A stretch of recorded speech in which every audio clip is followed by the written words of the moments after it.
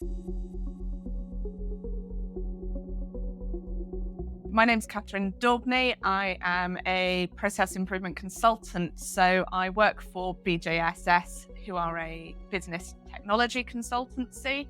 As part of that, I sit within the process excellence and automation team. So funnily enough, given that name, we focus on process optimization and redesign and leveraging technology, sort of automation and other things where it's appropriate to do so.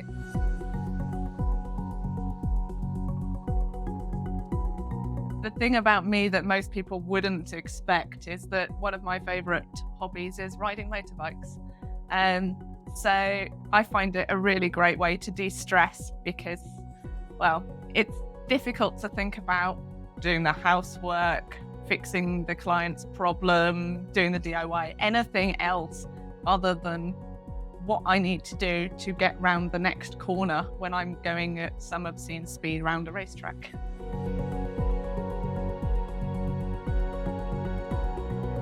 I initially trained to be a solicitor, and I started temping at Vodafone while I was deciding on what those next steps were going to be and how I was going to progress my legal career. And as part of that, I was working on one of their new systems, globally recognized system, and trying to help with some data entry and bits and pieces. And it was only meant to be this sort of couple of months, I think it was, temp data entry role. And part of that, I found it slightly boring, but you'd expect that. It was just meant to be something that brought in some pennies while I was progressing. But I said to them, well, have you considered doing this instead? And how about that? And actually, if you made the system work like this, you wouldn't have needed to bring in this role in the first place. And what about that? And how about this as well while we're at it? And they really liked what I was saying and actually asked me to stay a bit longer, and I got made permanent to look at all of the processes across HR and understand how we could improve them.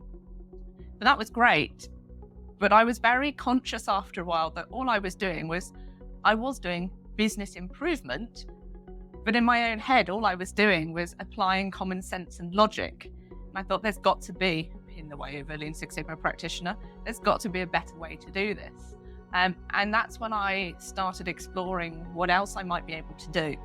And I asked the company if I could conduct a series of secondments around the organisation, to learn about what the company actually did, because sitting within the HR function, we could have been selling anything. I mean, most people are aware of Vodafone and what the company is, but in terms of the nuances of how it operates, I didn't have a clue. And secondly, to understand more about how to do this thing called business improvement. So the first team that I moved to was called the Business Improvement Team. And they introduced me to this concept called Lean Six Sigma. It was just brilliant. I felt it was exactly what I'd been looking for. It resonated immediately with me. I went on to do my green belt there. I subsequently did my black belt, and I've just been a strong advocate of Lean Six Sigma ever since.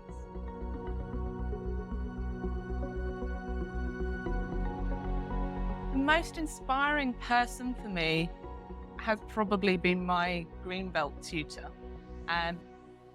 When I did my green belt some years ago now, well, she spoke so engagingly about Lean Six Sigma as a whole and her role as a consultant, and how she could apply the tools in her everyday life, and just some of the fascinating scenarios she found herself in.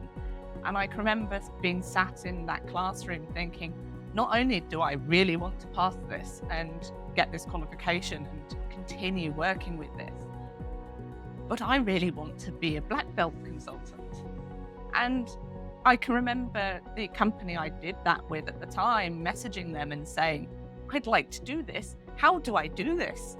And it was quite a naive sort of email at the time, but you know what? I'm now a black belt consultant, so it's worked out.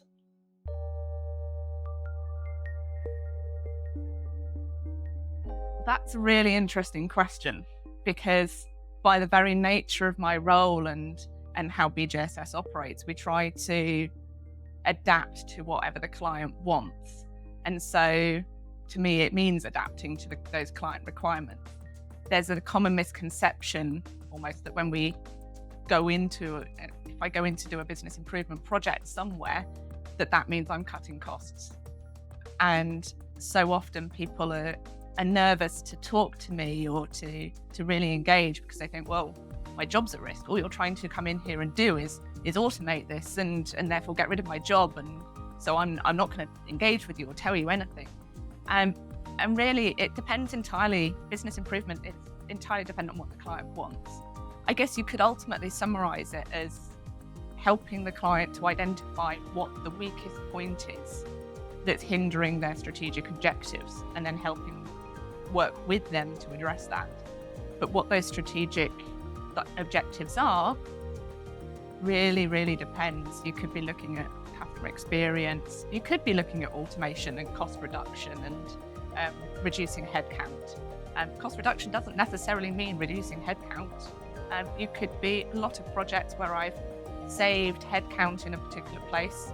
We've been able to repurpose it and put it somewhere much needed elsewhere. Or it could be sustainability, current climate, seeing a lot of clients with sustainable objectives, hitting SLAs, KPIs, regulatory requirements. Business improvement can mean any of those things to try and achieve those aims and improve the business in order to hit those objectives. But at the end of the day, if you understand Lean Six Sigma, then you can help a business improve. It doesn't matter what the industry is, what the strategic aim is, what they need. You've got that foundation and that framework that you can apply in all those scenarios.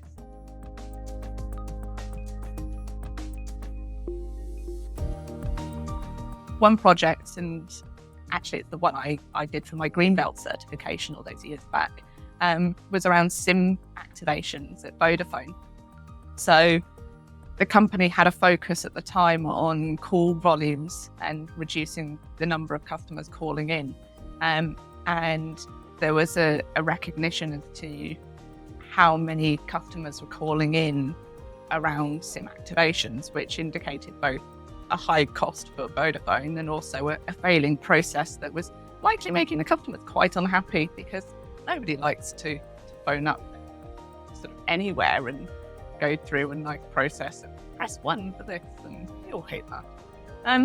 So I ran it as a standard Lean Six Sigma project with an objective of reducing call volumes by 60%. By the end of the measure phase, I'd got 2 defects that I wanted to look at. One was the customer calling into the contact centre, naturally enough, but also the customer completing an online form that failed, because that was normally the thing that then led to them calling into the contact centre. In Analyse, I ran lots of workshops, looked at process documentation, all these standard things, process stapling. I don't know how many instances of process stapling I did, of submitting all my own forms and sending them through. What happened to this one? And then conducted competitor analysis. Yeah, that didn't reflect well on us. But yes, did all of these things and came up, as you do at the end of Analyse, with a list of root causes. Improve phase, number of quick wins, and looked into the better long-term solution, implemented, overhauled the online form with an entirely new way of doing things there. And yeah, we hit the goal of 6% call reduction. We hit 76% call reduction. We also saw 275% increase in the use of the online form. And it's those sort of things that really make a difference. And we got 3 people who could then be put onto other processes as well as the result. So overall, a win for the organisation and a win for the customer.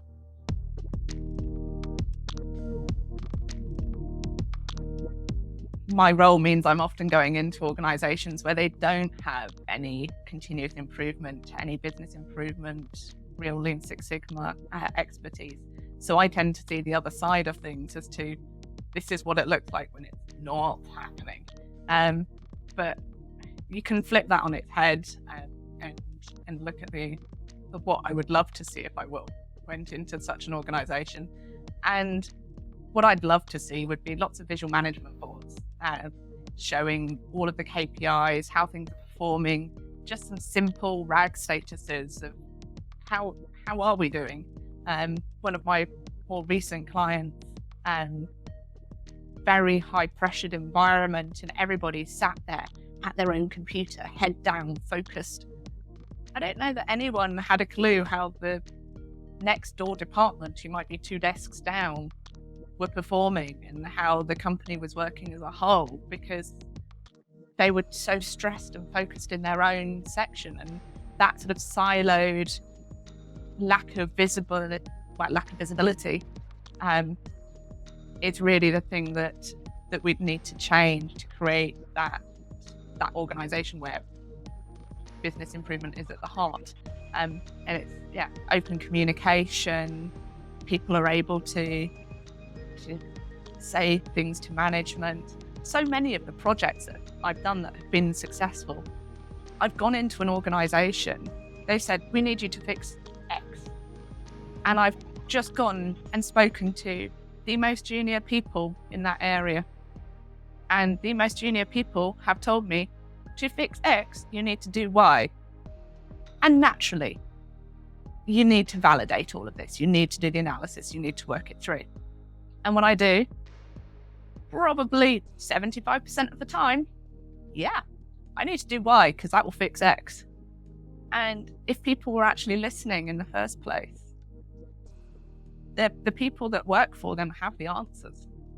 There's definitely a perception that,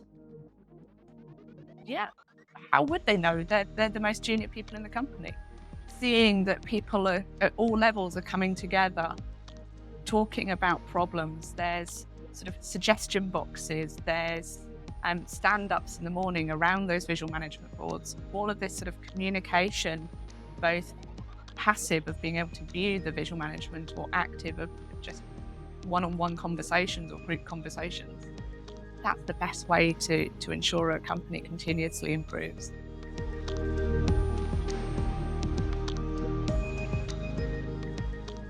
Well, first off, go for it. It's brilliant. I said I've been a strong Lean Six Sigma advocate for a while now. That's not changed. I'm going to continue advocating Lean Six Sigma. I think it's a really great thing. I guess 4 things spring to mind that I would say. Firstly, Lean Six Sigma itself can be off-putting to some people. If you start talking about Lean Six Sigma, Kaizen, Gemba walks, and all these sort of things, as with any new concept, people can just zone out and just look at you as you're talking a foreign language, which, to be fair, you are in some instances. But you should appreciate that Lean Six Sigma is providing you with a strategy, a framework, and a set of tools, and they're not the end result.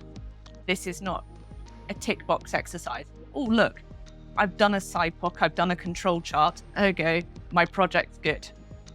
None of these tools have value in it themselves. They have value if they get you to where you need to get to. And if that means tweaking them, changing them, amending the tool to best fit the scenario, do what you need to do with it in order to get to that end result. Be inquisitive. If something doesn't look quite right, or there's something weird coming in, or someone said something that's just quite interesting, explore it a bit, but don't go down a rabbit hole too much. Remember where the focus of your project is. And if that person's interesting thing looks like it's another project, raise it as a potential another project. Don't just go, well, it's out of scope, or I'm going to go and do that instead. Keep focused and just validate what people are saying. And then the final piece of advice I'd give around that, accept that your fix isn't the final thing. There's a brilliant sense of satisfaction when you deliver something and you can see the benefits realized, and you see that sort of control chart and your staging, and you go, oh, look, I can put in the staging, and it's showing a wonderful impact, and you've got the figures to back it up and everything else. But that's not the last thing. If it was the last thing, we'd be out of jobs, all of us. None of us would be Lean Six Sigma practitioners. The whole thing is it's a continuous improvement culture that we're trying to bring into organizations and that we are a part of. So we're making this fix. It's a brilliant piece for that point in time. But if you let things stand as they are, process entropy kicks in. So accept that you've done a brilliant job, but don't get precious when someone else comes and looks at it, because there's further improvement that can